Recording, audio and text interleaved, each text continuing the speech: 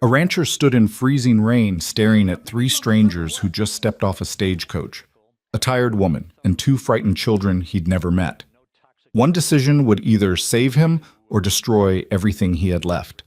This is a story about a man who thought buying a wife would solve his problems, but what walked through his door that winter changed his life in ways he never imagined. If you stay until the end, you'll see how one desperate promise became the fight of his life. Hit that like button and comment what city you're watching from so I can see how far this story travels. The wind that day felt like it wanted to kill something. Caleb Mercer stood outside the general store in Coldwater, Wyoming, watching the stagecoach roll down the frozen mud street, and he felt his stomach turn over. His hands were shaking, and it wasn't from the cold. He'd been standing there for 20 minutes, telling himself he could still walk away. Just turn around, go back to the ranch, and forget the whole damn thing. But he didn't move. The stagecoach came to a stop in front of the hotel, and the driver climbed down, his boots hitting the ground with a wet slap. Caleb watched him open the door and offer his hand to someone inside. A woman's hand appeared first, small, pale, wearing a thin glove that had seen better days. Then she stepped down. Evelyn Grayson. She wasn't what he'd expected, though he couldn't have told you what that was. She was maybe 30, maybe older. Dark hair pulled back tight under a worn bonnet. Her dress was clean but faded, patched in places. Her face was thin, exhausted, but there was something in the way she stood, straight-backed, chin up, that made her look like she'd been through hell and refused to apologize for surviving it. Behind her came two children. The boy was maybe 7, small for his age, with sandy hair sticking out from under a cap too big for his head. He clutched a cloth bundle against his chest and stared at the ground like he was trying to disappear into it. The girl was older, 10, maybe 11, and she looked right at Caleb with dark, suspicious eyes that seemed to see straight through him. Caleb's chest tightened. 3 of them. The letter had mentioned children, but seeing them standing there in the cold made it real, in a way words on paper never could. Evelyn spotted him almost immediately. He was the only man standing alone, watching the stagecoach like his life depended on it. She said something to the children, then walked toward him, her boots crunching through the thin layer of ice that covered everything. "Mr. Mercer?" she said. Her voice was quiet but steady. Eastern accent. Boston, maybe. Or Philadelphia. "That's me," Caleb said. His own voice sounded strange to him, rough from disuse. He hadn't spoken to another person in 3 weeks. They stood there looking at each other for a long moment. The wind picked up, whipping her skirt around her ankles. She didn't flinch. "I'm Evelyn Grayson," she said.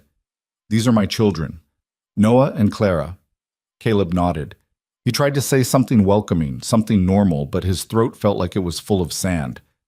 "You got any bags?" he finally managed. "3 trunks," Evelyn said. "The driver has them."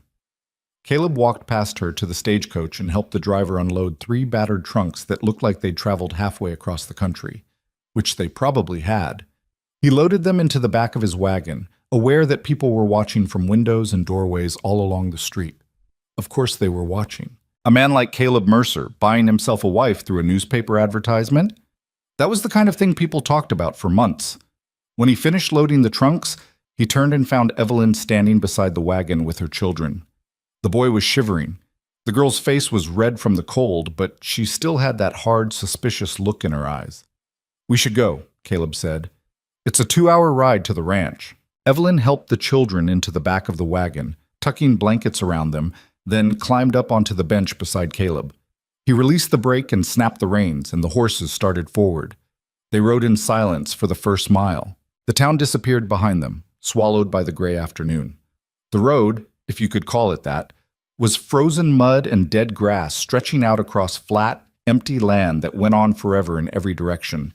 No trees, no hills, just wind and sky and the cold. "How long have you been out here?" Evelyn asked. Caleb glanced at her. She was watching the horizon, her hands folded in her lap. 12 years, he said. "Came out after the war." "Which side?" "North." She nodded but didn't say anything else. Caleb kept his eyes on the road. He wanted to ask her questions, where she was from, what had happened to her husband, why she'd answered his advertisement, but he didn't know how. He'd forgotten how to talk to people, if he'd ever known at all. After another mile, Evelyn spoke again. I need to say something before we get to your ranch. Caleb tensed. All right, I know what this is, she said. I know you're not looking for a love match. You need someone to cook and clean and help with the work. I understand that. I can do those things. But I need you to understand something too. She turned to look at him directly. If you're taking me, you're taking my children, not as workers, not as burdens you're stuck with, as your children. If you can't do that, tell me now, and I'll find another way. Her voice was calm, but there was steel underneath it. Caleb felt something twist in his chest. He looked back at the kids huddled under blankets in the wagon bed. The boy had his eyes closed, his face pale. The girl was staring at the back of Caleb's head like she was daring him to say the wrong thing. I gave you my word in the letter, Caleb said. I don't go back on my word. Words are easy, Evelyn said. I need to know you mean it. Caleb was quiet for a long moment. The wind howled across the plains, shaking the wagon. I mean it, he said. Evelyn studied his face, then nodded slowly. All right, then. They didn't talk again until the ranch came into view. It wasn't much. A small cabin with a stone chimney, a sagging barn, a corral with 6 horses and maybe 20 head of cattle scattered across the frozen pasture. Everything looked tired and gray, like the land was slowly swallowing it. Caleb pulled the wagon up to the cabin and set the brake. He climbed down and started unloading the trunks while Evelyn helped the children down. The boy stumbled and nearly fell, and Evelyn caught him, murmuring something Caleb couldn't hear. The front door of the cabin was unlocked. Caleb pushed it open and stepped aside. Evelyn walked in first, looking around with an expression Caleb couldn't read. The cabin was one room with a sleeping loft above, a narrow bed in the corner, a table with 2 chairs, a wood stove, a few shelves with canned goods and sacks of flour. That was it. It's not much, Caleb said. It's fine, Evelyn said. But her voice was flat, and Caleb knew she was lying. He brought the trunks inside and set them against the wall. Evelyn was already moving around the room, opening cabinets, checking the stove, running her hand along the dusty table. There's a well out back, Caleb said. Pump's good. The stove draws clean if you keep the flue open. I've got firewood stacked behind the barn. Evelyn nodded, not looking at him. The children stood in the middle of the room like they didn't know where to go. The boy was still clutching his bundle. The girl had her arms crossed, watching everything. You and the kids can have the bed, Caleb said. I'll sleep in the barn. Evelyn turned to look at him. You don't have to do that, she said. It's fine, Caleb said. I've done it before. Not in the middle of winter, you haven't. Caleb didn't know what to say to that. He shifted his weight, suddenly aware of how big and awkward he felt in the small room. I'll get a fire going, he said. He busied himself with the stove, feeding and kindling and blowing on the coals until flames caught.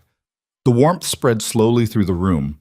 Behind him, he could hear Evelyn unpacking one of the trunks, talking softly to the children. When the fire was going strong, Caleb straightened up and turned around. Evelyn had taken off her bonnet and coat. Her hair was longer than he'd thought, pinned up but coming loose in places. She looked even more tired without the coat, but also younger somehow.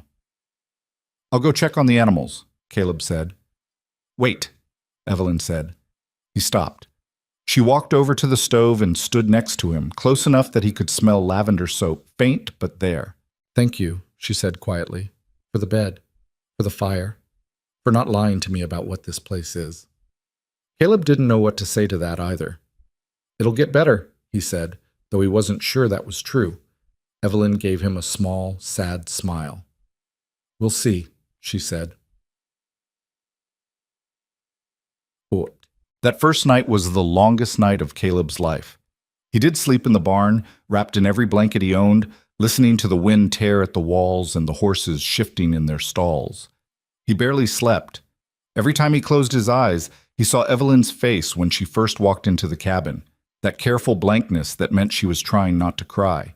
He'd brought them into this. A woman and 2 children who'd already lost everything once. And for what? Because he was lonely? Because he couldn't stand the sound of his own breathing in the silence anymore? When morning came, gray and cold, Caleb dragged himself out of the barn and walked to the cabin. Smoke was rising from the chimney. That was something, at least. He knocked on his own door, which felt ridiculous, but he didn't know what else to do. Come in, Evelyn's voice called. He stepped inside and stopped. The cabin looked different. The table was clean. The shelves were organized. There was a pot of something on the stove that smelled like coffee. Real coffee, not the chicory and burnt grain he'd been drinking for months. The children were sitting at the table eating something from tin plates. Evelyn was standing by the stove, her hair tied back, wearing a different dress. Still old, still patched, but clean. "I made breakfast," she said. "It's not much, just cornmeal mush and coffee. I didn't know what you had in the way of supplies." "This is fine," Caleb said. This is more than fine." She poured him a cup of coffee and handed it to him. Their fingers brushed, and Caleb pulled back too quickly, sloshing coffee onto the floor. "Sorry," he muttered. "It's all right," Evelyn said. She got him a plate of the cornmeal mush and set it on the table. Caleb sat down across from the children. The boy, Noah, was eating slowly, mechanically, like food was just something you had to do. The girl, Clara, was watching Caleb over the rim of her cup. "Sleep all right?" Caleb asked. It was a stupid question. He knew they probably hadn't slept at all. "Fine," Clara said. Her voice was flat, challenging. "Good," Caleb said. He ate in silence. The mush was bland but filling. The coffee was bitter but hot. It was the best meal he'd had in months. When he finished, he stood up and carried his plate to the basin. "I've got work to do," he said. "Fences to check, cattle to count. You all can do whatever you need to do. Get settled." "I'd like to see the ranch," Evelyn said. "If that's all right, get a sense of what needs doing." Caleb hesitated. "It's cold out." "I'm aware," Evelyn said. "I'd still like to see it." "Me too," Clara said. Caleb looked at Noah, who was staring at his empty plate. "Noah," Evelyn said gently. The boy shook his head without looking up. "He'll stay here," Evelyn said. "He's not feeling well. The travel was hard on him." Caleb nodded. He didn't push it. 10 minutes later, he was walking across the frozen pasture with Evelyn and Clara trailing behind him. The wind was brutal, cutting through his coat like it wasn't there. Evelyn had wrapped a shawl around her head and shoulders, but it wasn't enough. He could see her shivering. "There's 23 head of cattle," Caleb said, raising his voice over the wind. "Used to be 40, but I lost some last winter. Lost more to rustlers. The horses are all work animals except the bay mare. She's a decent saddle horse if you need one." "Rustlers?" Evelyn said. "Sometimes," Caleb said. "Not often. Most people around here have their own problems." He showed her the barn, the corral, the chicken coop that only had 4 chickens left. Everything looked worse in the daylight, more broken down and desperate than it had seemed when he'd been living with it alone. Clara didn't say much, but she was watching everything with those sharp, dark eyes. She walked over to the fence and tested one of the posts, which wobbled under her hand. "This needs fixing," she said. "I know," Caleb said. "This one too," she said, moving to the next post. "And this one." "I know," Caleb said again. She looked at him. "So why haven't you fixed them?" "Clara," Evelyn said sharply. "It's all right," Caleb said. He looked at the girl. "Because I'm one person, and there's more work than one person can do. That's why." Clara didn't look away. "Now there's 3 of us." Something in Caleb's chest tightened. "That's right," he said quietly. "Now there's 3 of us." They walked back to the cabin in silence. When they got inside, Noah was still sitting at the table in the same position they'd left him, staring at nothing. "Noah," Evelyn said, kneeling beside him. "Sweetheart, are you all right?" The boy nodded, but he didn't look at her. Evelyn touched his forehead, then his cheek. "You're cold. Come sit by the fire." She led him to the chair closest to the stove and wrapped a blanket around him.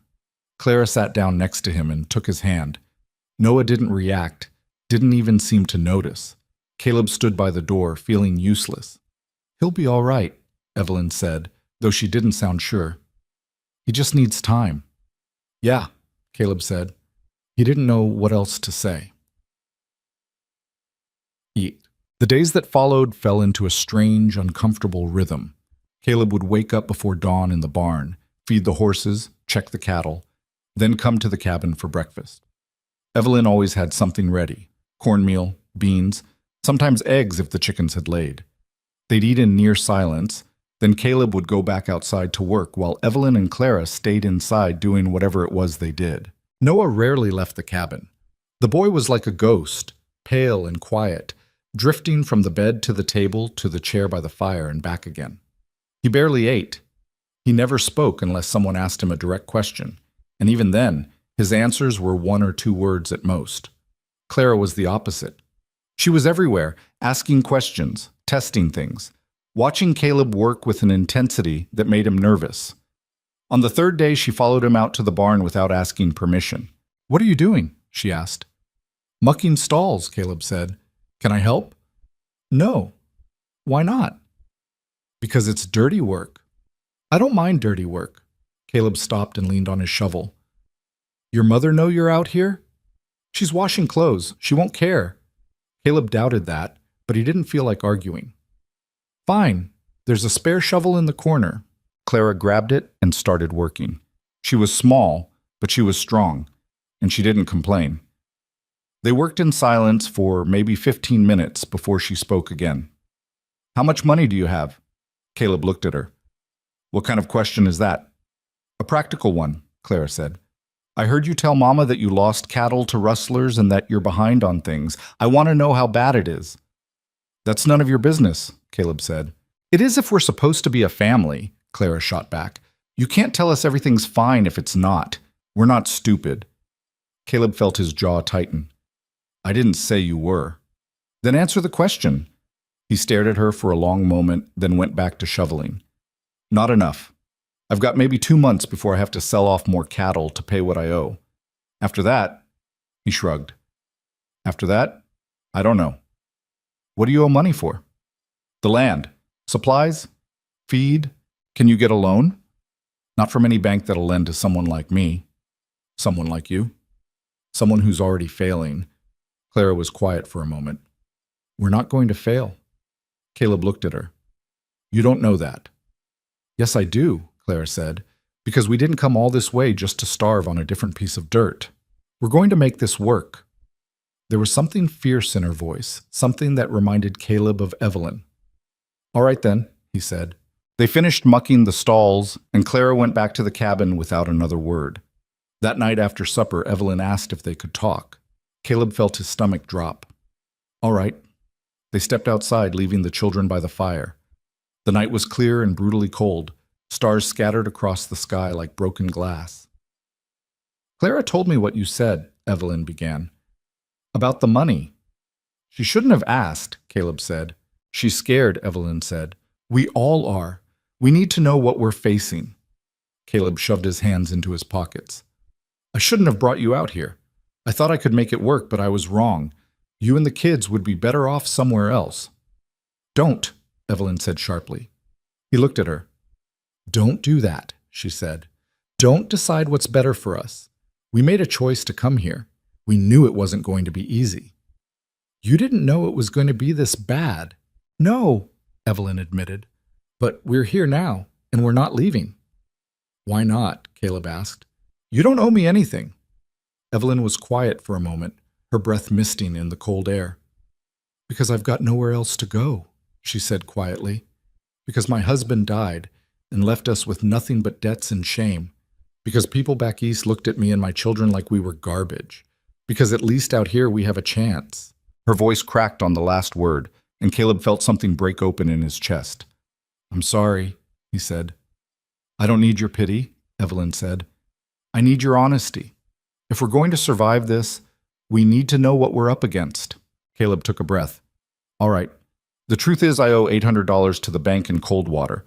If I can't pay it by spring, they'll take the land. I've been trying to hold on by selling cattle, but I keep losing more than I can afford to lose. And now winter's here, which means the herd's going to get smaller before it gets bigger." "How much can you get for a cow?"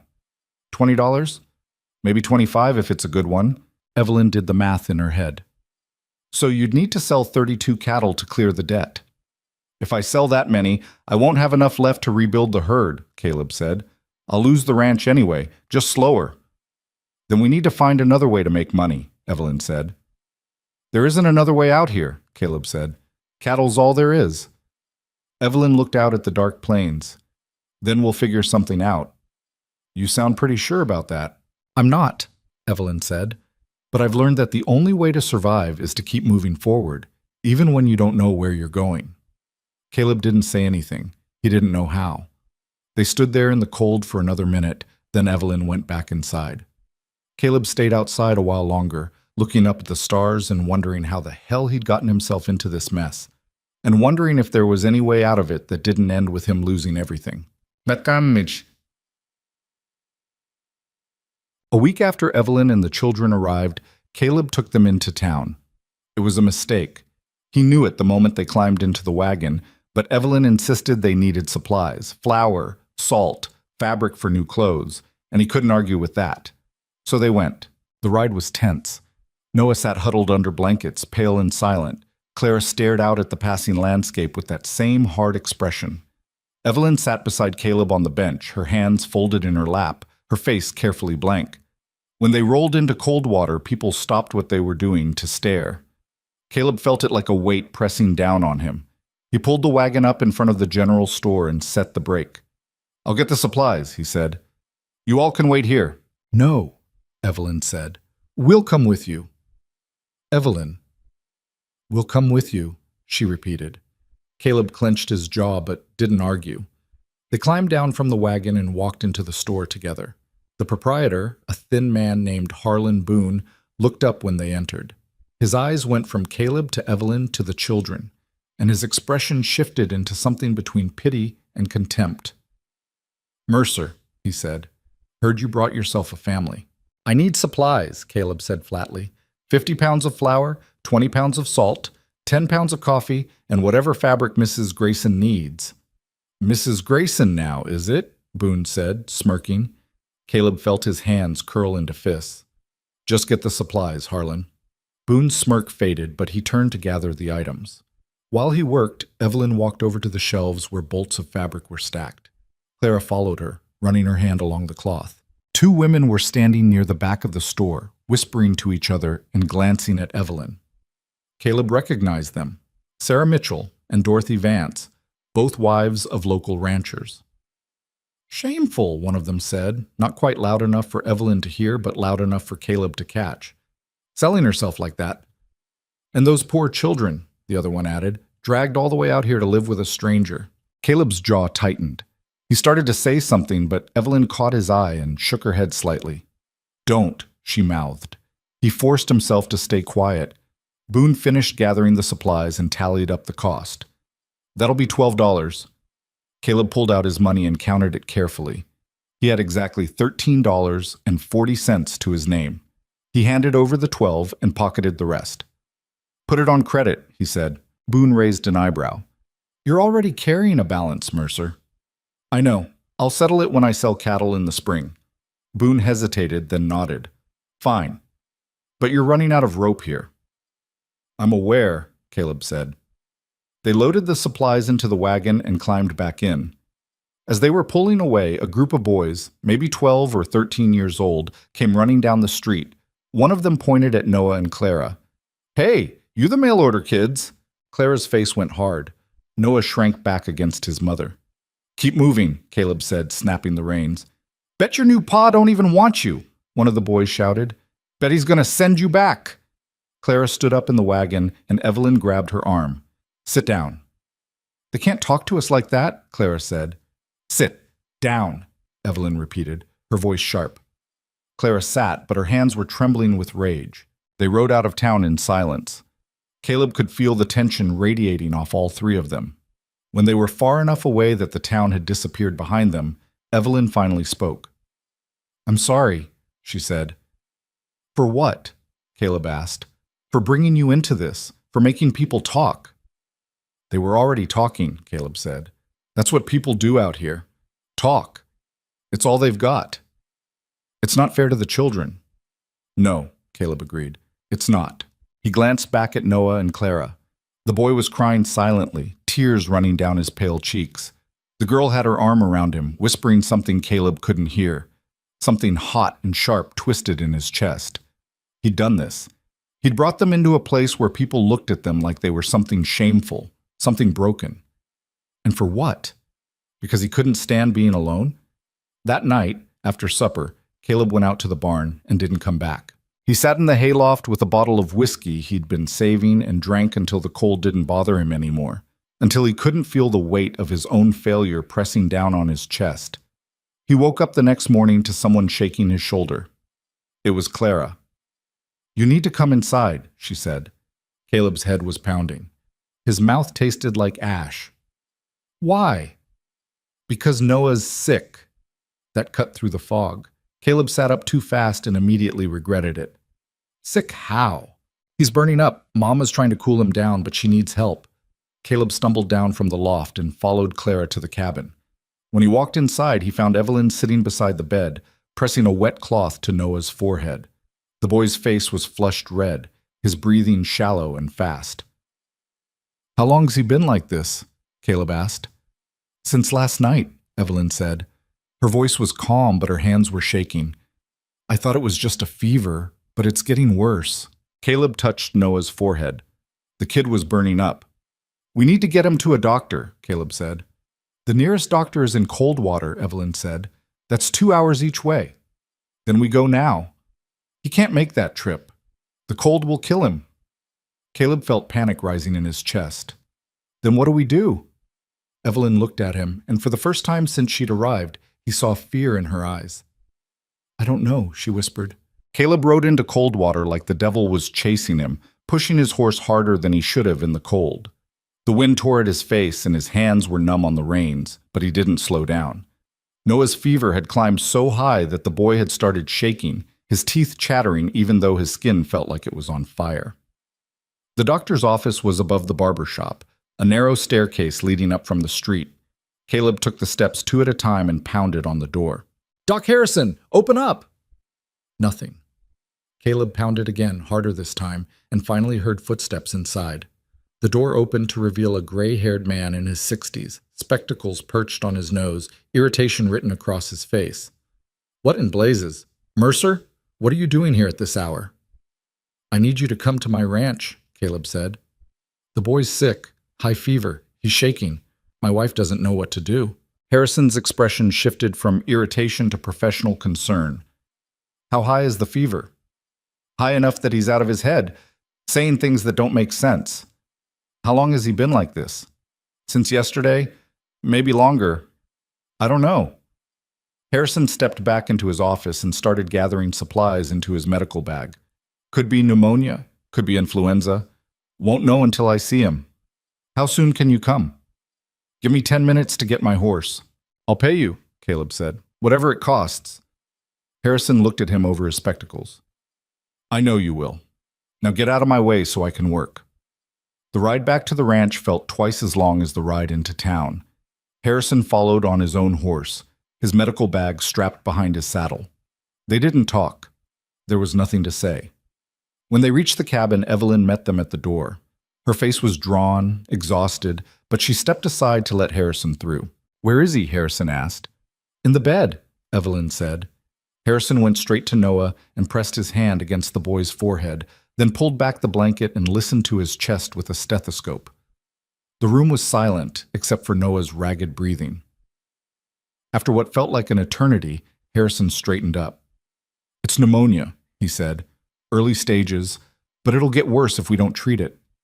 "What do we need to do?" Evelyn asked. "Keep him warm. Get fluids into him. Water, broth, anything he'll take. I'll leave you some willow bark for the fever." He reached into his bag and pulled out a small packet. "Steep this in hot water and make him drink it every 4 hours. It'll taste terrible, but it'll bring the fever down." "Will he be all right?" Clara asked from the corner. Harrison looked at her, then at Evelyn. "If we're lucky and the fever breaks in the next day or 2, yes. If it doesn't—" He trailed off. "If it doesn't, what?" Caleb demanded. "Then we'll have bigger problems," Harrison said bluntly. "Pneumonia doesn't always play fair, especially with children who've already been weakened by travel and cold." Evelyn's face went pale, but she nodded. "What else can we do?" "Pray," Harrison said, "and keep doing what you're doing." He packed up his bag and stood. Caleb followed him to the door. "How much do I owe you?" Caleb asked. $5 for the visit, 2 for the medicine." Caleb reached into his pocket and pulled out the last of his money. He counted it carefully. $6.40. He handed over $7. "Keep the change," he said. Harrison pocketed the money and gave Caleb a long look. "You've got yourself a difficult situation here, Mercer. I'm aware. That woman in there. She's scared. The children are scared. They're counting on you. I know that too. Harrison put his hand on Caleb's shoulder. Then don't let them down. He left, and Caleb stood in the doorway watching him ride away into the darkness. When he turned back, Evelyn was standing by the stove, boiling water for the willow bark tea. We're out of money, Caleb said quietly. Evelyn didn't look up. I figured. I've got nothing left to sell except the cattle, and if I sell them now, we won't make it through winter. Then we'll find another way. There is no other way. Evelyn finally looked at him. Then we'll make one. Over the next 3 days, Noah hovered between life and death. The fever wouldn't break. No matter how much willow bark tea they forced down his throat, no matter how many cold compresses Evelyn pressed to his forehead, the boy burned. He thrashed in the bed, calling out for his father, crying for his mother, saying things that made no sense. Evelyn barely slept. She sat beside the bed day and night, changing the compresses, making him drink, whispering to him in a voice so soft Caleb could barely hear it. Clara helped where she could, fetching water, keeping the fire going, but mostly she just watched her brother with dark, frightened eyes. Caleb felt useless. He did the ranch work because it needed doing, but his mind was always in the cabin, wondering if the boy was still breathing, if the fever had finally broken, if they were going to lose him. On the third night, something changed. Caleb came in from the barn around midnight and found Evelyn still sitting beside the bed, her head bowed, her hands folded in her lap. She looked like she'd aged 10 years. Any change? He asked. She shook her head. Caleb walked over and looked down at Noah. The boy's face was flushed red, his breathing shallow and fast. Too fast. He's getting worse, Caleb said. I know. Maybe we should take him back to town. Maybe Harrison can... He can't do anything we're not already doing, Evelyn interrupted. Her voice was flat, exhausted. Moving him now would kill him faster than the fever. Caleb felt something break inside him. Then what do we do? Evelyn didn't answer. She just sat there, staring at her son, and Caleb realized she didn't have an answer. For the first time since she'd arrived, she was out of ideas, out of strength, out of hope. He pulled up a chair and sat down beside her. When I was in the war, he said quietly, I saw a lot of men die. Good men, strong men, men who should have made it home, and I saw men who shouldn't have survived, men who were shot to pieces, men who should have bled out in the mud, walk away like nothing happened. Evelyn looked at him. I never understood it, Caleb continued. Why some lived and some died, it didn't make sense, still doesn't, but I learned something. The ones who made it weren't always the strongest or the smartest. They were the ones who had something to fight for, something that kept them going when everything else said to quit. Noah's just a child, Evelyn said. What does he have to fight for? You, Caleb said, and Clara, and maybe even me if I haven't already let him down too much. Evelyn's eyes filled with tears, and she looked away. They sat there in silence for a long time, listening to Noah's ragged breathing, waiting for something to change. And then, just before dawn, it did. Caleb woke with a start, not realizing he'd fallen asleep. Evelyn was leaning over Noah, her hand on his forehead, and when she straightened up, there were tears running down her face. The fever broke, she whispered. Caleb stood up so fast his chair fell over. He touched Noah's forehead himself. The boy was still warm, but not burning. His breathing had slowed, deepened. He looked like he was actually sleeping instead of fighting. He's going to be all right, Evelyn said, and then she was crying for real, her whole body shaking with relief. Caleb didn't know what to do. He stood there awkwardly for a moment, then put his hand on her shoulder. She leaned into him, just for a second, and he felt the weight of what they'd just been through crash down on both of them. Clara appeared in the doorway, rubbing her eyes. What's happening? Your brother's going to be all right, Evelyn said, pulling away from Caleb and wiping her face. Clara ran to the bed and took Noah's hand. The boy didn't wake up, but his fingers twitched slightly, and Clara smiled for the first time in days. I told you we weren't going to fail, she said, looking at Caleb. Yeah, Caleb said, you did. Noah recovered slowly. It took another week before he could sit up without getting dizzy, another week after that before he could walk around the cabin without Evelyn hovering over him. But gradually, color returned to his face, and his eyes started to focus on things again. The first time he spoke, really spoke, not just mumbling in fever dreams, was to ask Caleb about the horses. They were sitting at the table eating breakfast, and Noah was pushing beans around his plate like he wasn't sure what to do with them. "The bay mare," he said quietly. "What's her name?" Caleb looked up, surprised. "She doesn't have one. Never bothered naming her." "Can I name her?" Noah asked. Evelyn and Clara both stopped eating and looked at the boy.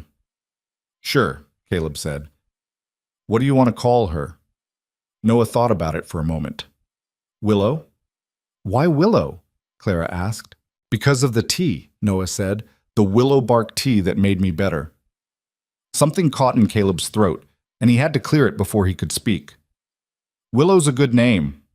After that, something shifted in the cabin. It was subtle at first. Noah started following Caleb around, asking questions about everything. How to saddle a horse, how to mend a fence, why the cattle stayed together in groups, whether the chickens would lay more eggs if you talked to them. The kid was like a dam that had finally broken, words spilling out of him in a constant stream. Clara kept working alongside Caleb without asking permission. She learned how to milk the cow they'd acquired from a neighbor in exchange for labor, how to patch the barn roof, how to tell when a fence post was rotten and needed replacing. She was stubborn and opinionated and didn't take no for an answer, which drove Caleb crazy half the time, but also made him respect her. And Evelyn turned the cabin into something that felt less like a place Caleb slept and more like a place he lived. She sewed curtains from old fabric scraps. She organized the shelves so Caleb could actually find things. She cooked meals that tasted like actual food instead of just fuel. Small things, but they added up.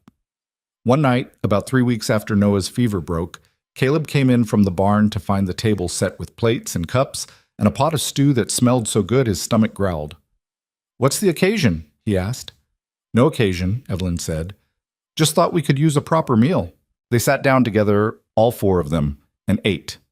Caleb couldn't remember the last time he'd shared a meal with other people. He'd forgotten what it felt like to hear voices, to have someone ask him to pass the salt, to listen to Clara and Noah bicker about something that didn't matter. It felt normal, and normal felt dangerous. Because normal meant he was getting used to this. Normal meant he was starting to need them. And that terrified him more than the debt, more than the failing ranch, more than anything. But then winter hit hard, and he didn't have time to think about what terrified him. The first real storm came in late January, a blizzard that lasted 3 days and buried the ranch under 4 feet of snow. Caleb spent those 3 days in the barn with the animals, making sure they didn't freeze, while Evelyn and the children stayed in the cabin keeping the fire going. When the storm finally broke, Caleb dug his way out of the barn and found 2 cattle dead, frozen where they'd been standing. He dragged their carcasses away from the herd and tried not to think about what they'd been worth. The second storm came a week later, and this time they lost 4 more cattle. By February, the herd was down to 14 head. Caleb did the math in his head and felt his chest tighten. Even if he sold every single cow, he wouldn't have enough to pay off the debt. He was going to lose the ranch. It was just a matter of time. He didn't tell Evelyn. He didn't tell anyone. He just kept working, kept moving forward, because that was all he knew how to do. But Evelyn noticed. She always noticed. One night, after the children were asleep, she found him sitting outside on the step, staring out at the frozen plains. "You're going to freeze out here," she said. "I'm fine." She sat down next to him anyway, wrapping a shawl around her shoulders. They sat in silence for a while, their breath misting in the cold air. "We're going to lose it, aren't we?" Evelyn said quietly. Caleb didn't see any point in lying. "Yeah, probably." "When?" "Spring, maybe sooner if the bank decides to come calling." Evelyn was quiet for a long moment. "What will you do?" "I don't know," Caleb admitted. "Find work somewhere. Maybe hire on at another ranch, save up and try again somewhere else." "And us?" The question hung in the air between them. "I'll make sure you and the kids are taken care of," Caleb said. "I'll find you a place in town, or maybe passage back east if that's what you want. You won't be left with nothing." "That's not what I asked," Evelyn said. Caleb looked at her. In the moonlight, her face was pale and tired, but there was steel in her eyes. "What did you ask then?" he said. "I asked about us. The 4 of us. What happens to us?" "I don't know what you want me to say, Evelyn." "I want you to say that we're not just people you're responsible for," Evelyn said, her voice rising slightly. I want you to say that we matter to you, that Noah matters, that Clara matters, that I matter. Of course you matter, Caleb said. All of you matter. That's the whole damn problem. How is that a problem? Because I can't protect you. Caleb stood up, his frustration boiling over. I can't keep the ranch. I can't pay the debt. I can't even keep the cattle alive through winter. I brought you here thinking I could give you something better, and all I've done is drag you into my failure. You didn't drag us anywhere, Evelyn said, standing to face him. We chose to come here. We chose to stay. And we're choosing to stay now, even knowing what we're up against. That's insane. Maybe it is, Evelyn said, but we've been through worse. My children almost died from hunger back east. I almost lost Noah to pneumonia. We've survived things that should have killed us, and we're still here. So don't you dare give up on us now. Caleb stared at her, feeling something crack open in his chest. I don't know how to not fail you, he said quietly. Then we'll fail together, Evelyn said. But we're not running, not anymore. She went back inside, leaving Caleb standing in the cold. He stayed out there for a long time, trying to figure out how everything had gotten so complicated, how he'd gone from being a man who didn't need anyone to being a man who couldn't imagine losing the people he'd let into his life. The next morning, everything changed again.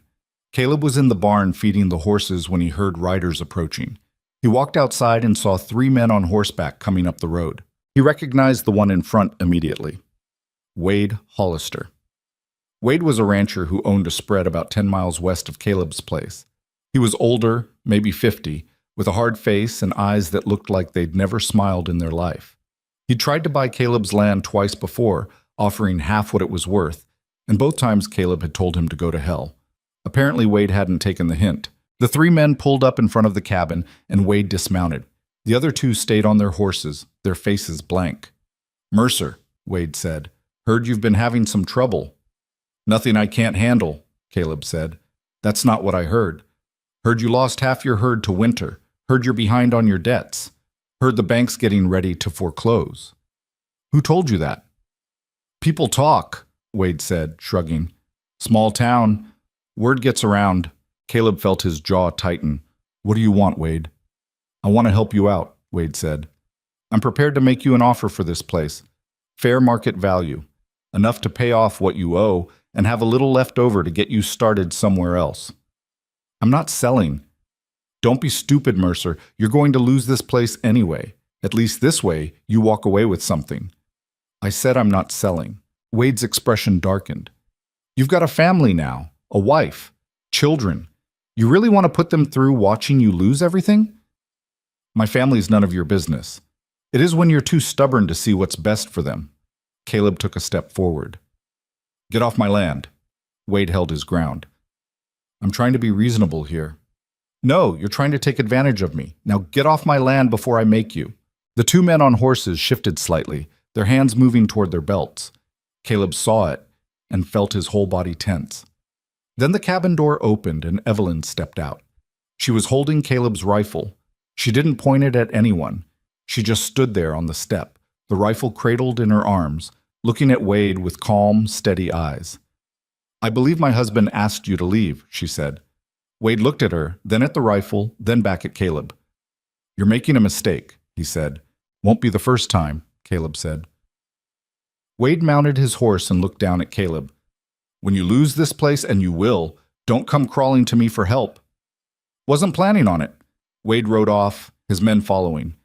Caleb watched until they disappeared over the ridge, then turned to Evelyn. She lowered the rifle and leaned it against the cabin wall. You all right? She asked. Yeah, thanks for the backup. Any time. She went back inside, and Caleb stood there for a moment, feeling something he hadn't felt in a long time. Not quite hope, but close enough. Wade Hollister came back 3 days later, but this time he didn't bother with pleasantries. Caleb was out checking the fence line when he heard cattle bawling in distress. He ran back toward the pasture and found 2 of his cows lying on their sides, their throats cut, blood staining the snow dark red. The rest of the herd had scattered, panicked and wild-eyed. His hands shook as he knelt beside the dead animals. These weren't just cattle. They were money he didn't have, food his family needed, the last desperate chance at saving the ranch. Clara found him there 10 minutes later. What happened? She asked. then saw the blood and went pale. "Go back to the cabin," Caleb said. "Don't tell your mother yet. I need to think." "Someone did this on purpose," Clara said.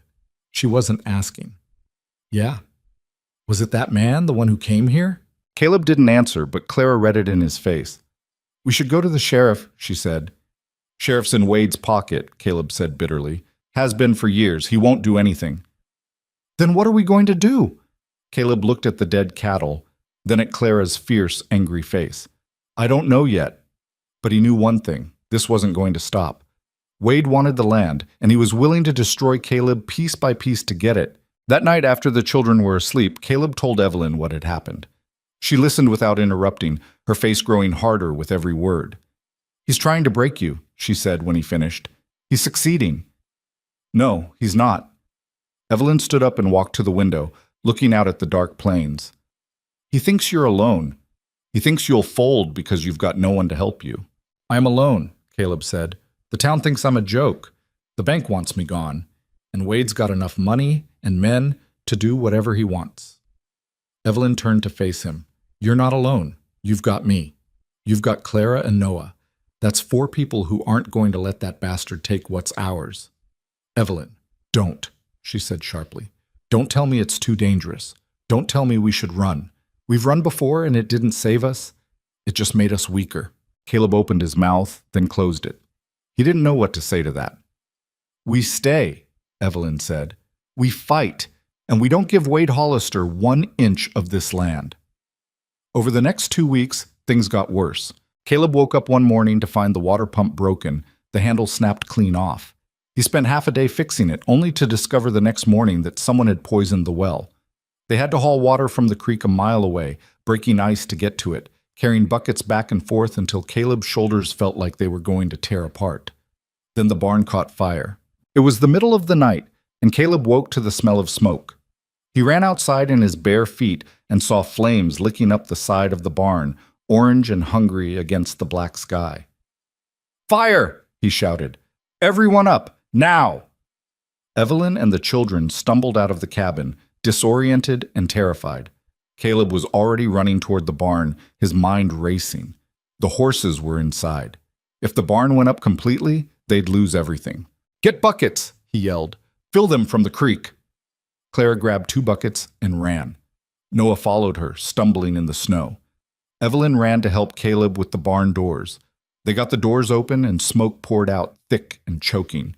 Caleb could hear the horses screaming inside, panicked and trapped. He pulled his shirt over his mouth and ran in. The heat hit him like a wall. The flames had spread to the hay in the loft, and burning pieces were falling like rain. Caleb found the first horse, the bay mare, Willow, and grabbed her halter, dragging her toward the door. She fought him, rearing and kicking, but he held on and finally got her outside. He ran back in for the others. The smoke was worse now, burning his lungs, making his eyes water. He found 2 more horses and got them out, then went back for the last one. But the fire had spread to the support beams, and one of them cracked with a sound like a gunshot. "Caleb, get out!" Evelyn screamed from outside. "The barn's coming down!" He ignored her and kept going. The last horse was in the back corner, wild with fear. Caleb grabbed its halter and pulled, but the animal wouldn't move. "Come on, you stubborn son of a—" Another beam cracked, and part of the roof collapsed behind him, showering him with burning debris. Pain exploded across his back and shoulder, but he didn't let go of the halter. He dragged the horse toward the door, half blind from smoke, his back screaming. They burst out into the cold air just as another section of roof collapsed. Caleb fell to his knees, coughing so hard he thought his lungs would tear. Evelyn was there, pulling him away from the barn, her hands on his face. "Are you all right? Caleb, look at me. Are you all right?" He nodded, still coughing. Behind them, the barn groaned and then collapsed completely, sending sparks spiraling up into the night sky. They stood there watching it burn, the 4 of them covered in soot and ash, while the horses milled around nervously in the snow. "You're back," Evelyn said, her voice shaking. "You're bleeding." Caleb reached back and felt wetness. His shirt was burned through, and the skin underneath felt raw and torn. "It's fine," he said. "It's not fine. Get inside. Now." She half dragged him to the cabin and made him sit down while she peeled off what was left of his shirt. Clara and Noah stood by the door, their faces pale. How bad is it? Caleb asked. Bad enough, Evelyn said. She got a cloth and started cleaning the burns. Caleb gritted his teeth against the pain. Someone set that fire, Clara said from the doorway. I know, Caleb said. Was it him again? Probably. We should kill him, Clara said, her voice flat and cold. Clara, Evelyn said sharply, don't say things like that. Why not? He's trying to kill us. Why shouldn't we kill him first? Because we're not murderers, Evelyn said. No matter what he does, we're not becoming that. Clara's jaw tightened, but she didn't argue. She just turned and walked outside, slamming the door behind her. Noah stood there, looking lost. Is the barn really gone? Yeah, Caleb said. It's gone. Where will the horses sleep? We'll figure something out. But Caleb didn't know how. The barn had been the only shelter for the animals. Without it, they'd be exposed to the elements, and more would die. And he had no money to rebuild, no materials, no time. They were losing. Slowly, piece by piece, Wade was destroying them. The next morning, Caleb rode into town despite Evelyn's protests about his burned back. He went straight to the sheriff's office and walked in without knocking. Sheriff Tom Bridger looked up from his desk, his expression shifting from surprise to annoyance. Mercer, what can I do for you? You can arrest Wade Hollister, Caleb said. Bridger leaned back in his chair. On what charge? Arson, vandalism, destruction of property, take your pick. You got proof it was Wade? Who else would it be? That's not proof, Mercer. That's speculation. He's been harassing me for weeks. He threatened me. And now my barn's burned to the ground and my cattle are dead.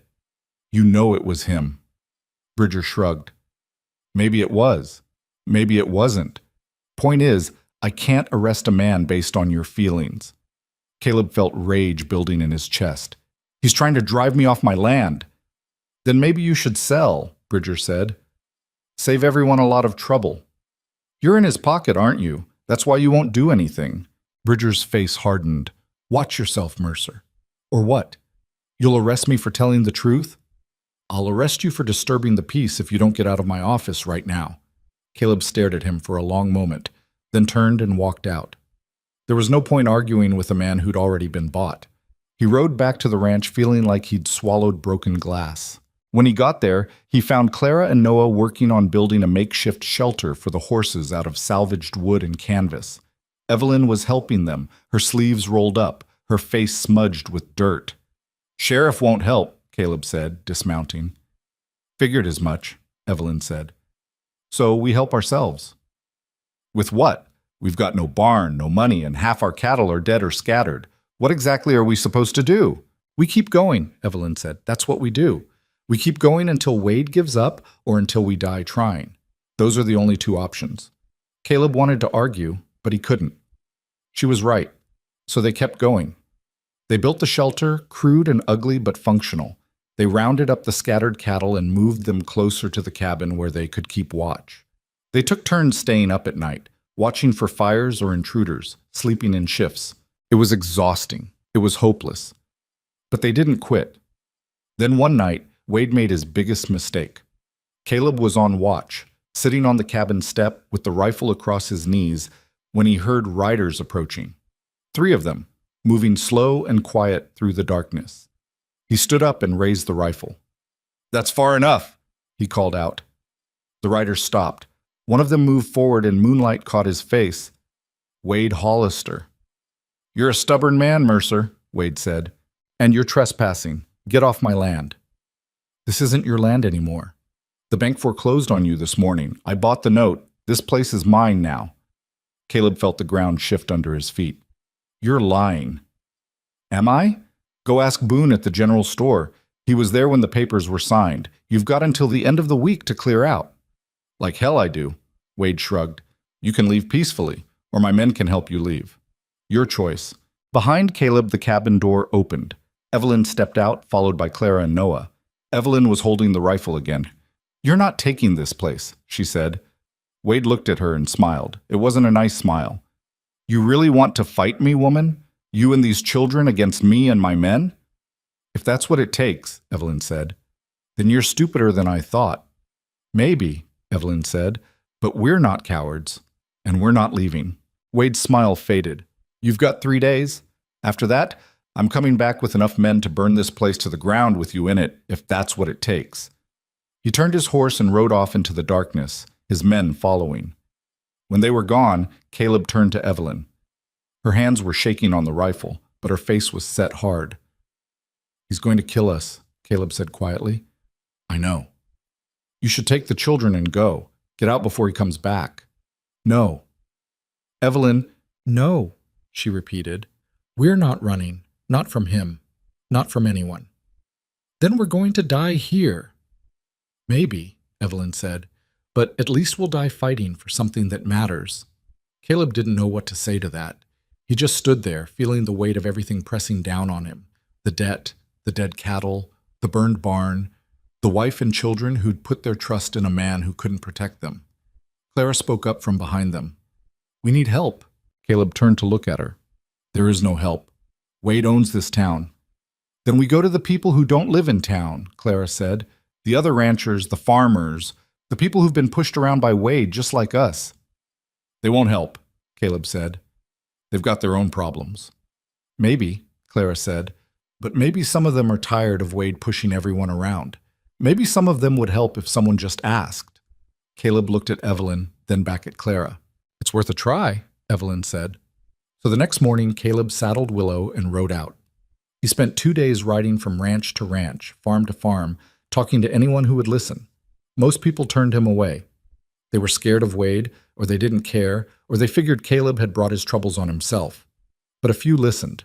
Tom Rawlings, a farmer whose land bordered Wade's, had lost 3 cows to suspicious circumstances the year before.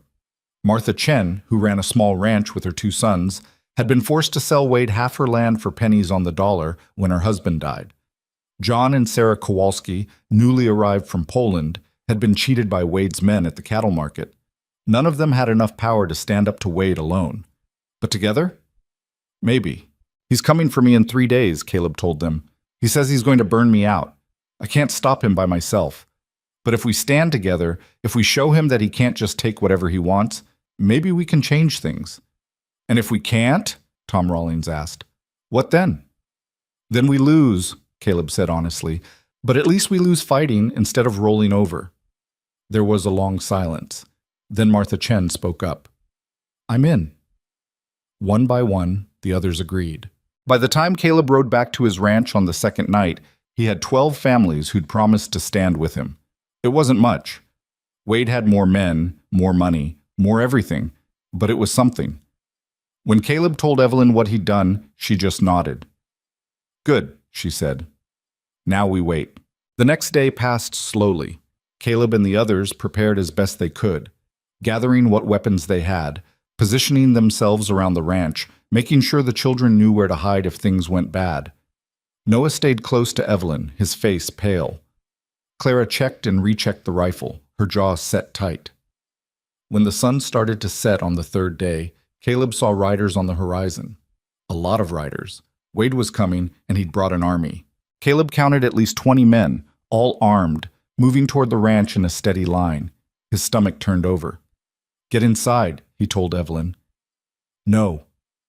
"Evelyn, please." "I said no."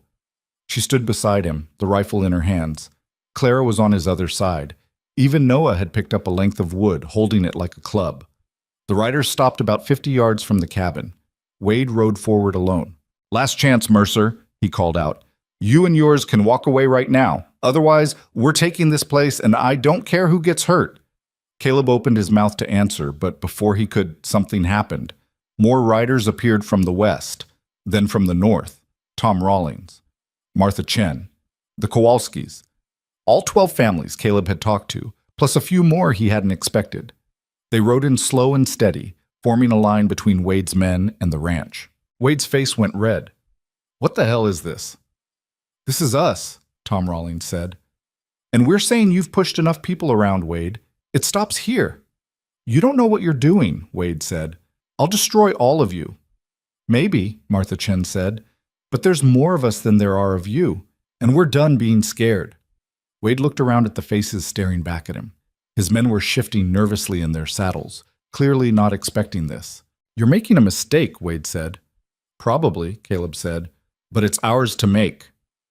For a long moment, nobody moved. Then Wade spat on the ground and jerked his horse around. "This isn't over," he said. "Yeah, it is," Caleb said. Wade rode off, his men following. They didn't look back. When they were gone, Caleb turned to the people who'd come to help him. His throat felt tight, and he didn't trust his voice. "Thank you," he finally managed. "Don't thank us yet," Tom Rawlings said. "Wade's not the kind to give up easy. This might have just made him angrier." "Then we deal with that when it comes," Caleb said. One by one, the families rode off, heading back to their own homes. Caleb watched them go, feeling something shift inside him. He'd spent 12 years alone on this ranch, telling himself he didn't need anyone, that depending on people only led to disappointment. But tonight, people had showed up. People had stood beside him, and that changed everything.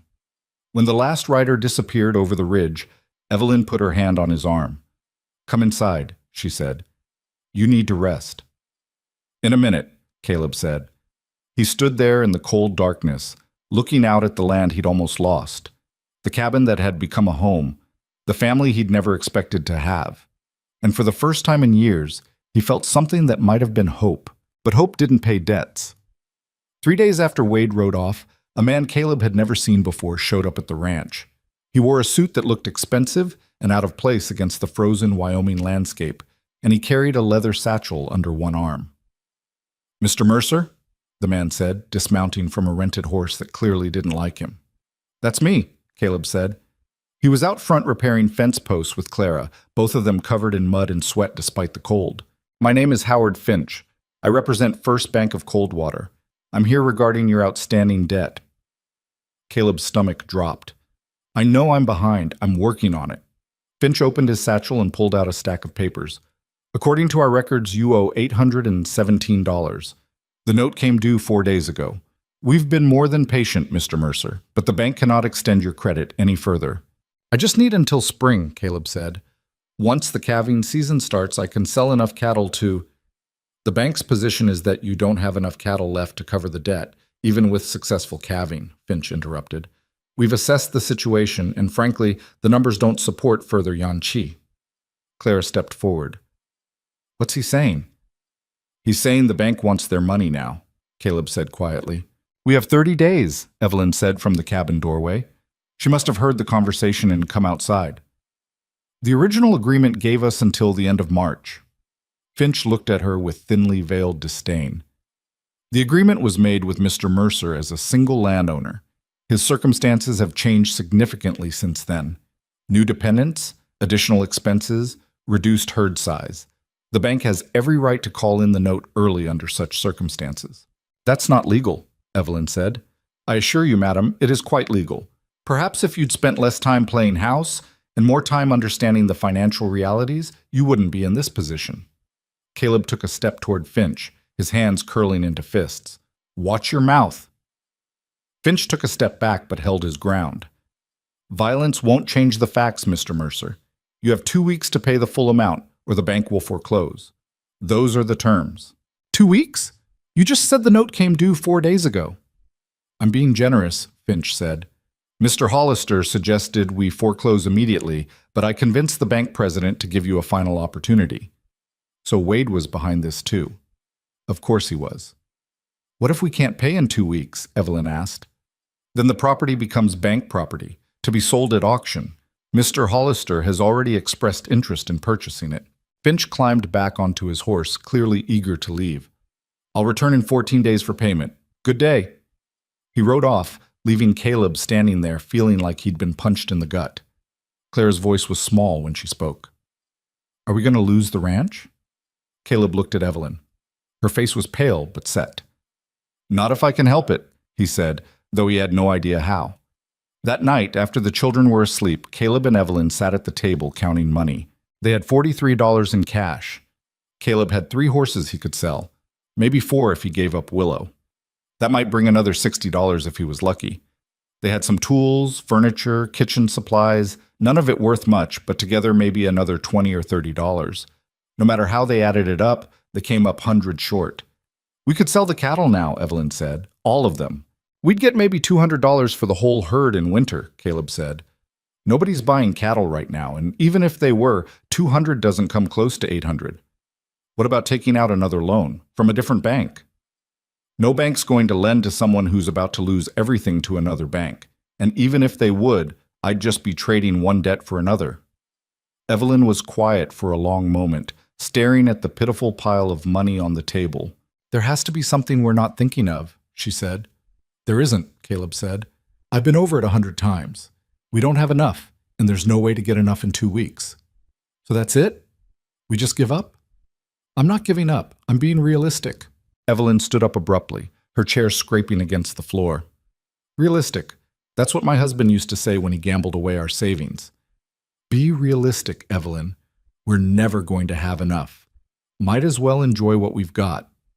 And you know where that got us? Penniless and ashamed, with creditors pounding on the door and neighbors whispering behind our backs. I'm not your husband, Caleb said. No, you're not. He gave up. You haven't. Not yet. Evelyn's voice softened. But I can see it in your eyes. You're starting to. What do you want me to do, Evelyn? I can't magic money out of thin air. I want you to fight, she said.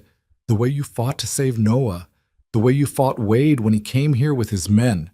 I want you to fight like this place matters to you. It does matter to me. Then prove it. She went to the bedroom area and pulled the curtain closed, ending the conversation. Caleb sat there alone, staring at the money on the table, feeling like the world's biggest failure. The next morning, he rode into town before dawn.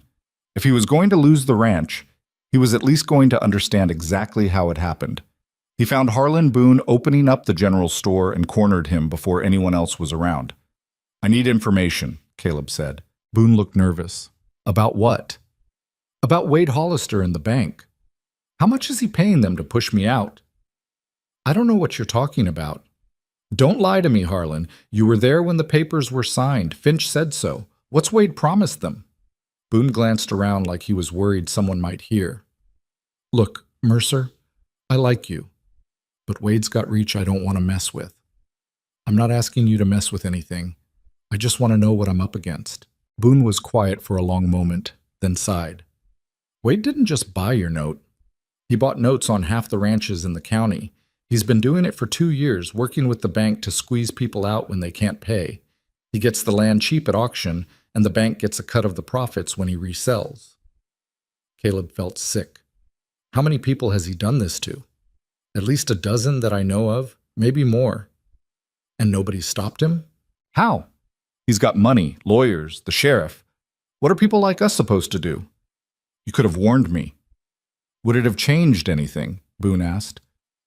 You were already drowning before Wade got involved. He just decided to push your head under. Caleb wanted to hit him, but Boone was right. The debt had been there before Wade, before Evelyn, before everything. Caleb had been failing on his own. Wade had just accelerated it. He left the store and rode back toward the ranch, his mind churning.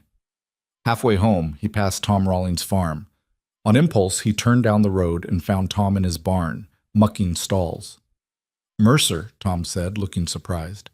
What brings you here? I need advice, Caleb said. You've been out here longer than me. You know how things work. If you were about to lose everything and had 2 weeks to come up with $800, what would you do? Tom leaned on his pitchfork. I'd pray for a miracle. I'm serious. So am I. Tom wiped sweat from his forehead. $800 is more money than most people out here see in 5 years. There's no legal way to get that kind of cash in 2 weeks unless you've got something valuable to sell. I don't. Then you're out of options. Tom paused. Unless you're willing to do something that's not exactly legal. Caleb looked at him sharply. What do you mean? There's rumors, Tom said carefully, that Wade keeps a safe in his ranch house, cash from his land deals, supposedly. Enough to choke a horse. You're suggesting I rob him? I'm not suggesting anything. I'm just telling you what I've heard. Tom went back to shoveling. But if someone was desperate enough, and if they knew Wade was planning to be in Cheyenne for a few days next week for some business meeting, well, a person could make their own choices. Caleb felt his pulse quicken.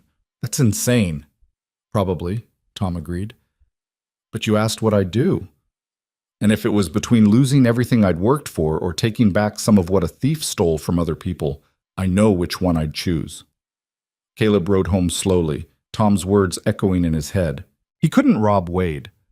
That would make him a criminal, no better than the men who'd rustled his cattle or burned his barn. And if he got caught, he'd lose everything anyway and probably end up in prison.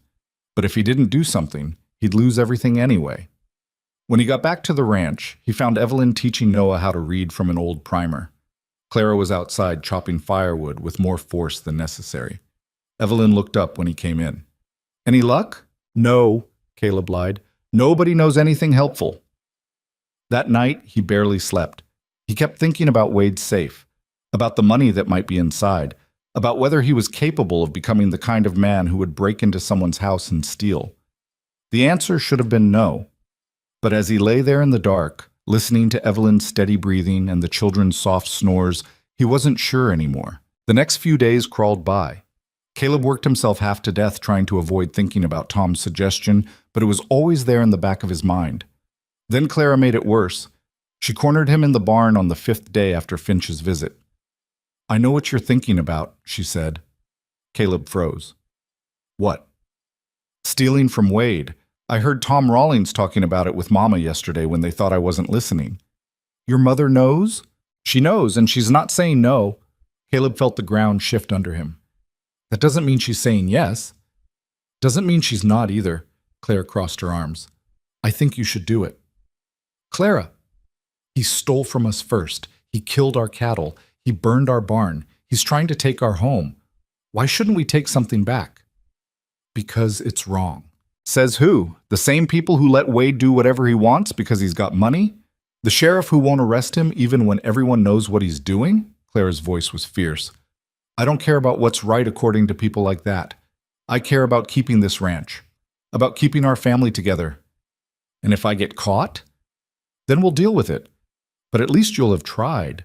She left, and Caleb stood there feeling like the world had turned upside down. An 11-year-old girl was telling him to commit robbery, and the worst part was, she was making sense.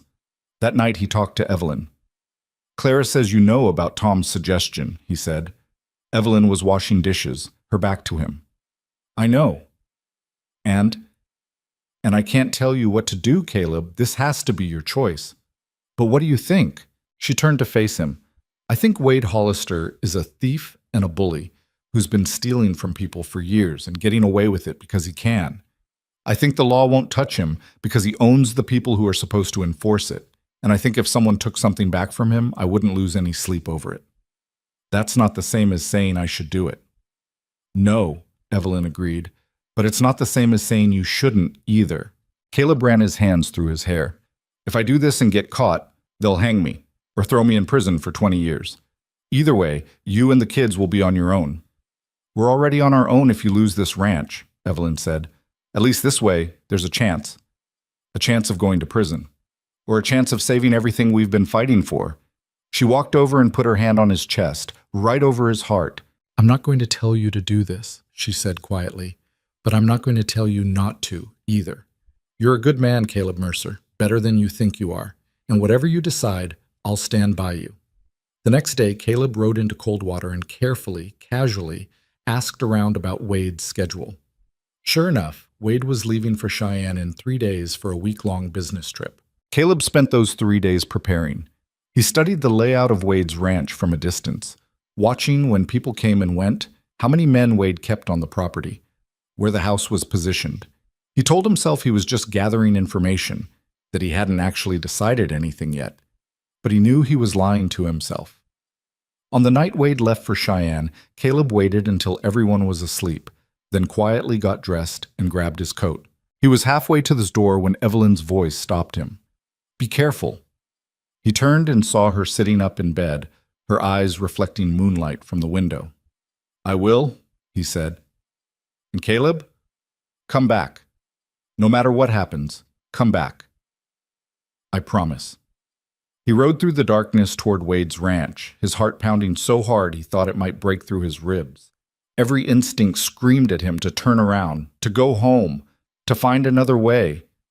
But there was no other way. Wade's ranch house sat on a hill, dark except for one lamp in a downstairs window. Caleb tied his horse half a mile away and approached on foot, moving slow and careful through the shadows. He'd expected guards, dogs, something, but the place was quiet.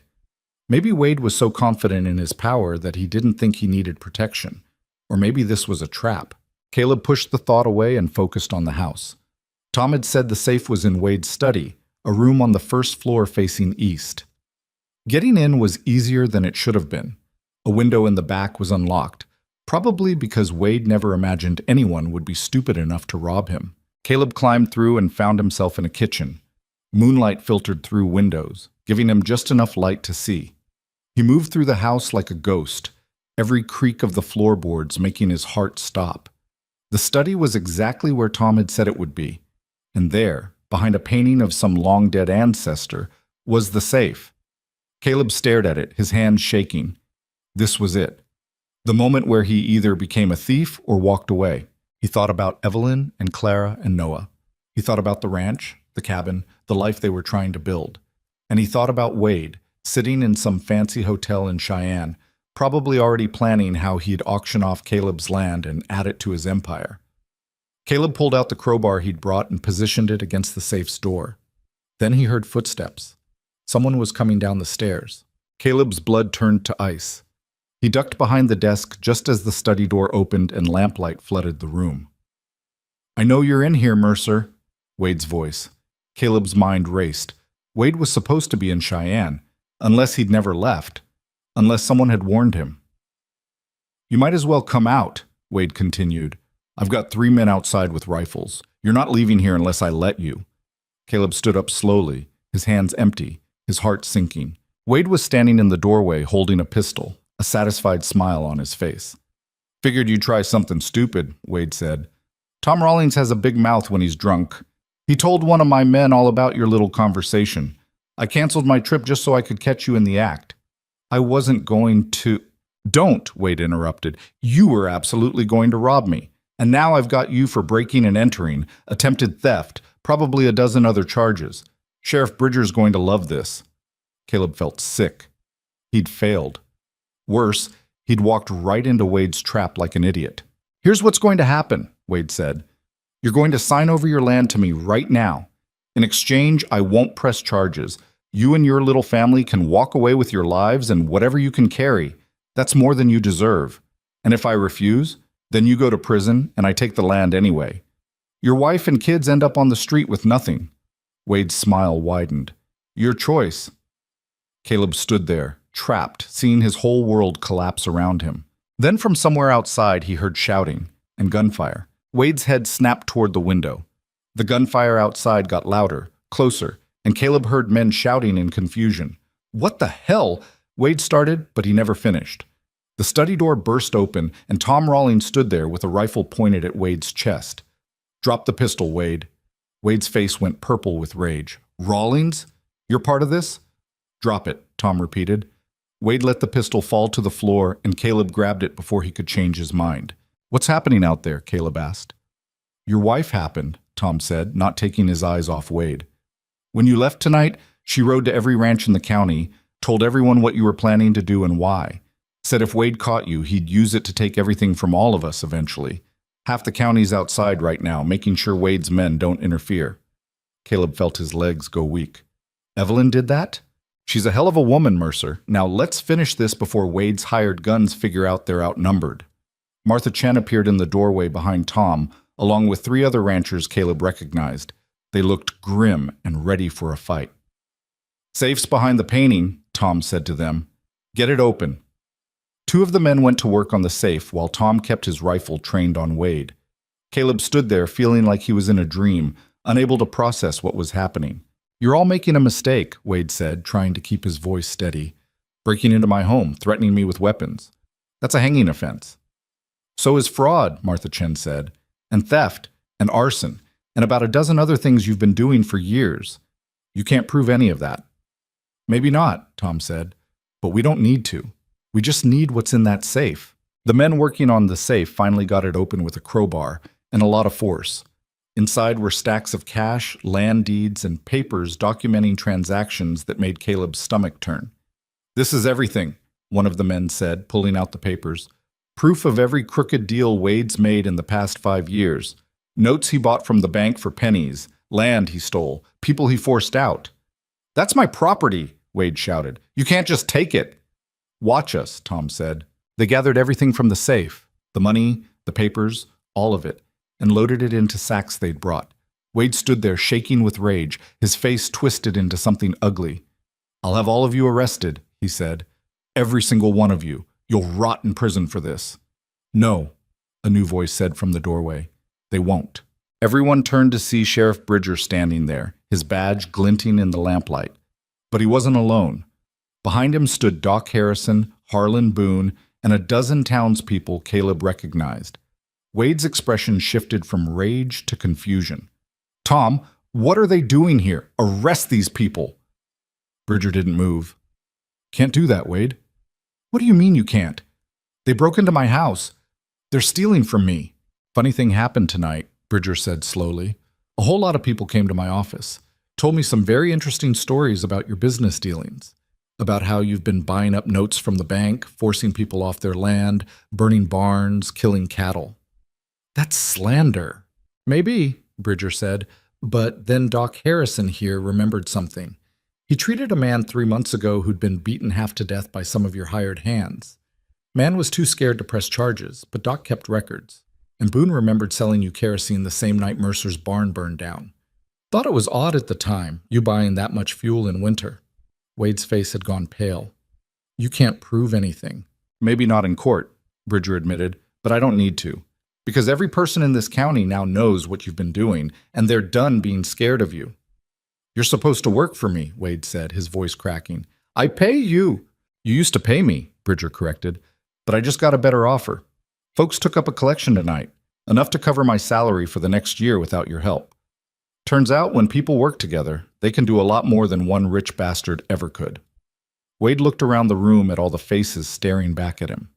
For the first time since Caleb had known him, Wade Hollister looked small. What do you want? Wade asked quietly. We want our land back, Martha Chen said. Every note you stole, every deed you forced out of people. You're going to return it all. And if I refuse? Then we tell the territorial governor about your arrangement with the bank, Bridger said. I'm sure he'd be very interested to hear about fraud on this scale. You might buy your way out of local charges, but territorial prison is a different story. Wade stood there for a long moment, his jaw working like he was chewing glass. Fine, he finally said. Take it. Take all of it. But this isn't over. Yeah, it is, Caleb said. He stepped forward and looked Wade in the eye. You're done pushing people around. You're done stealing. And if you ever come near my family again, territorial governor or not, I'll finish what we started here tonight. Wade said nothing. He just stood there, defeated, while the ranchers carried out the contents of his safe. Outside, the scene was chaos. At least 30 families had gathered, surrounding Wade's hired men, who'd been disarmed and looked thoroughly confused about what to do. When they saw Wade being led out of the house, deflated and beaten, some of them actually laughed. Evelyn was there in the crowd, standing next to Clara and Noah. When she saw Caleb, relief flooded her face, and she ran to him. You're all right, she said, grabbing his arms. I was so scared. I'm fine, Caleb said. Thanks to you. Tom said you organized all this? I couldn't let you do it alone, Evelyn said. I couldn't let you become something you're not just to save us. You saved me instead. We saved each other, she said. Clara and Noah came over, and Clara was grinning wider than Caleb had ever seen. We're not going to lose the ranch now, right? Noah asked. Caleb looked at Tom, who was holding the sacks of money and papers from Wade's safe. We need to count everything, Tom said. But from what I saw in there, Wade had enough cash to cover your debt twice over, plus notes on at least 20 other properties. We'll make sure everyone gets what's owed to them. And the rest? Caleb asked. Goes into a fund, Martha Chen said, to help people rebuild what Wade destroyed, starting with your barn.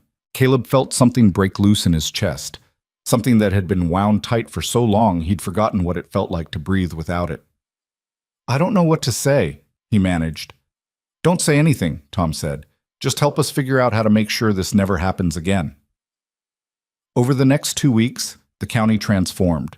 The money from Wade's safe was divided up according to who'd been wronged and how badly. Caleb's debt was paid in full, with enough left over to buy lumber for a new barn and replace the cattle he'd lost. Other families got their land back, their stolen property returned, their debts cleared. Wade Hollister left Wyoming 3 days after the confrontation. Rumor was he'd gone to California, or maybe Colorado, somewhere he could start over where people didn't know what he'd done. Caleb didn't care where he went, as long as it was far away. The bank president resigned under pressure from the territorial governor, who launched an investigation into the scheme. Turned out Wade had been running similar operations in 3 other counties. The new bank president was a woman from Denver who made it clear that predatory lending wouldn't be tolerated anymore. Sheriff Bridger kept his job, but everyone knew he was on a short leash. He'd have to earn back trust he'd thrown away when he took Wade's money. And Caleb's ranch started to feel like a real home. The new barn went up in 6 days with help from every family in the county. It was bigger than the old one, sturdier, built with hands that had fought together and won together. When they raised the final beam, people cheered, and someone broke out a fiddle. And before Caleb knew what was happening, there was dancing in his yard. He stood watching it all, feeling overwhelmed and grateful and scared of how much it meant to him. Evelyn found him there, away from the crowd. "You all right?" she asked. "Yeah," he said. "Just thinking." "About what?" "About how different everything is from when you first showed up here. About how I thought I knew what I needed, and I was wrong about all of it." Evelyn smiled. "What did you think you needed?" "To be left alone," Caleb said. "To not depend on anyone. To keep the world at arm's length, so it couldn't hurt me." "And now? Now I can't imagine going back to that," he admitted. "Now I look at all these people, and I realize that being alone wasn't strength. It was just fear dressed up as something else." Evelyn took his hand. "You're not alone anymore." "No," Caleb agreed. "I'm not." They stood there watching the celebration, watching Clara dance with some of the town girls who used to mock her, watching Noah laugh as other boys chased him around the yard, watching people who'd once been strangers become something like family. Later that night, after everyone had gone home and the children were asleep, Caleb and Evelyn sat outside on the step, looking up at the stars. "I need to tell you something," Evelyn said. "All right. When I answered your advertisement, I wasn't looking for love. I wasn't even looking for a home, not really. I was just running away from shame and failure, trying to find anywhere that wasn't where I'd been."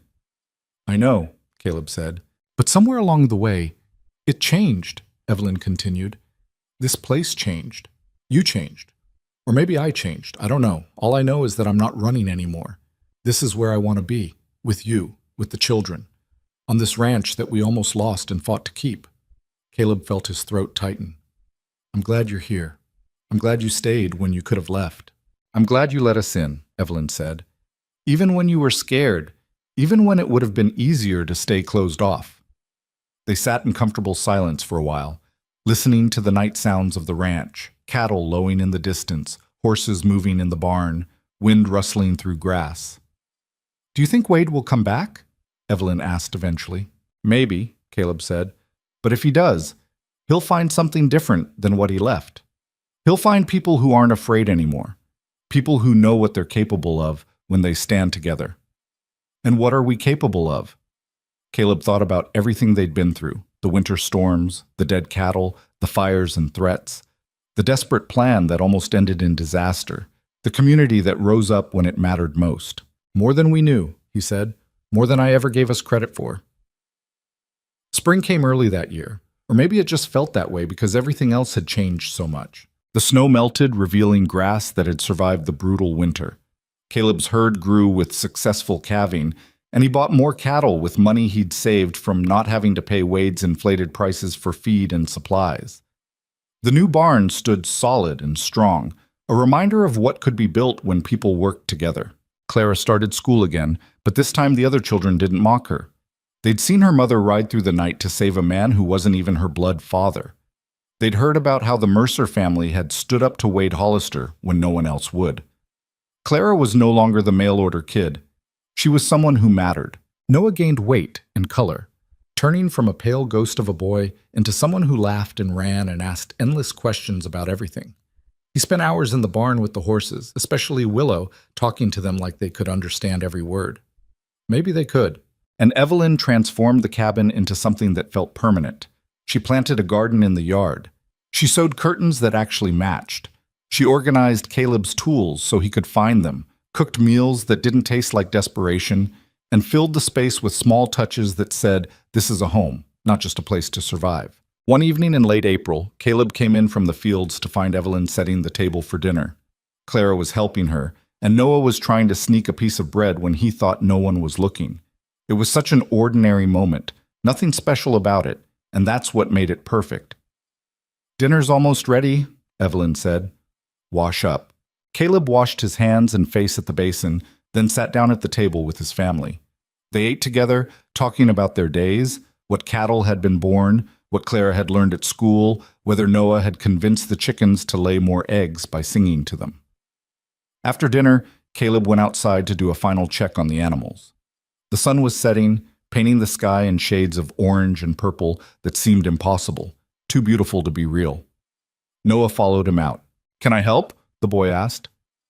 "Sure," Caleb said. "You can count the cattle, make sure they're all there." Noah's face lit up, and he ran ahead to the pasture, his small voice drifting back as he counted. 1, 2, 3, 4. Caleb watched him, feeling something swell in his chest that he didn't have words for. When he'd first come to Wyoming 12 years ago, he'd been running from the war, from memories of men dying, from a world that made no sense. He thought isolation would protect him, that needing nothing and no one would keep him safe. He'd been wrong. Real safety didn't come from walls or distance or refusing to let people in.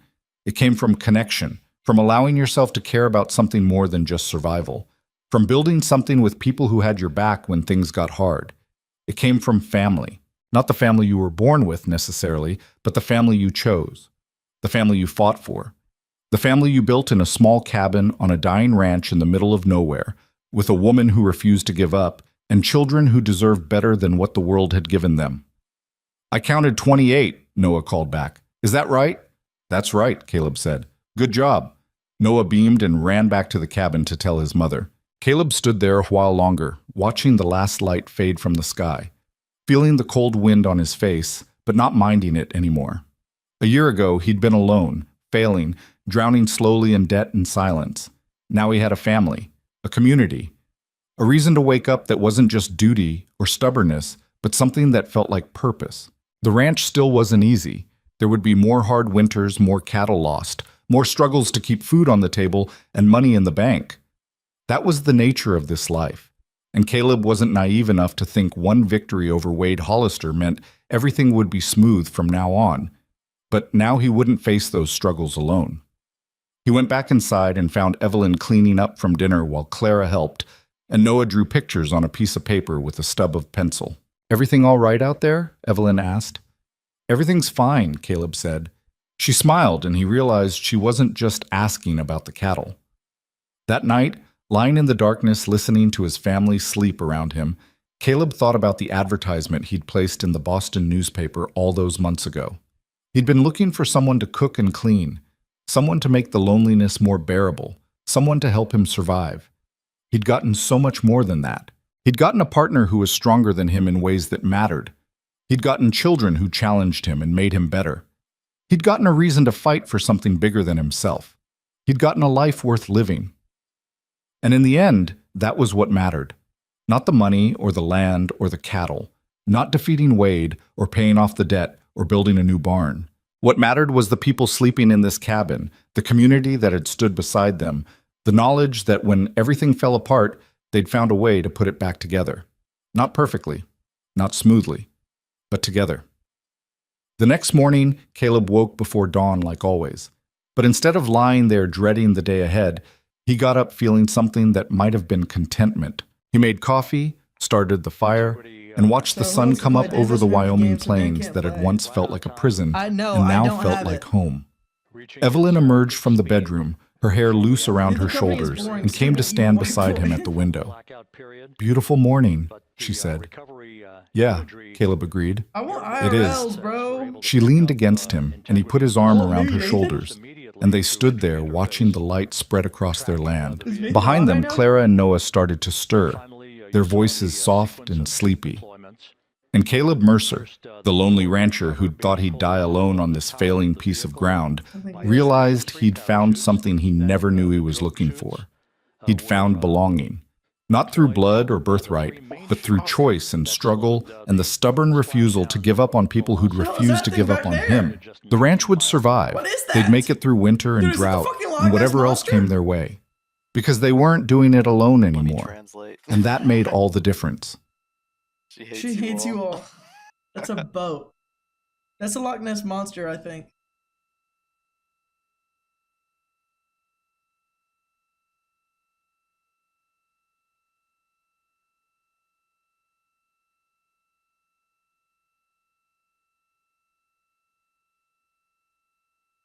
I'm just mad at you right now. It's okay. It's okay. I forgive you. What should we play, Ben? With no joy on SAR and SAT phone, we'd like you to command an additional 15 minutes for a total of 30-minute power down delay. We could play,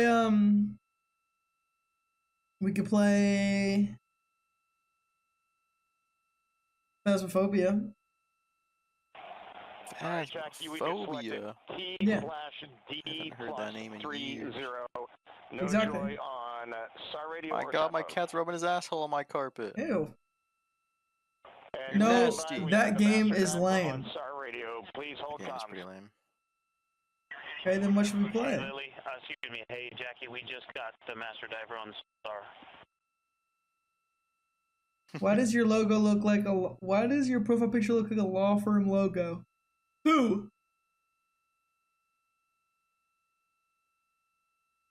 Oh, the boat's there. A good view of one of the fast boats. Integrity Houston, if you are happy with your comm with Master Diver, you can go back to the 15-minute power down. Little Homer. Okay, stand by. Ben, what are we playing? The crew on board Integrity coordinating with the flight control team in Houston. You're a fucking Houston bastard. here in mission control Friggin' on the diggity. timing of the power down of the Jackie? vehicle, which will be the What are we playing precursor then? to the recovery teams approaching the spacecraft. I don't think you were joking. I swear to God, if I click on tissue shit and I see you in chat, I'm gonna fucking